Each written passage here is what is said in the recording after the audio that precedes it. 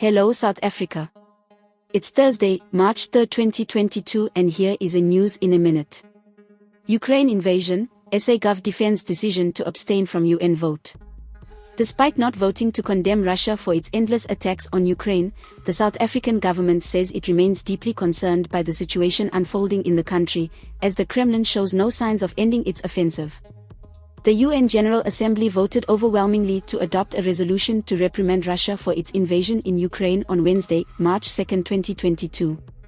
Out of the 193 member states which voted, 141 were in favor of the resolution, and South Africa wasn't one of them. A total of 35 countries chose to abstain, including China, which is an ally of Russia.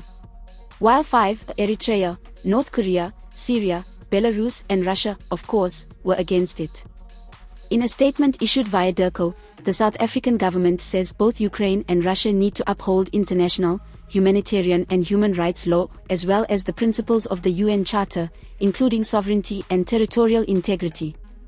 Leaders from both parties met at Ukraine's border with Belarus, but have so far failed to reach a consensus.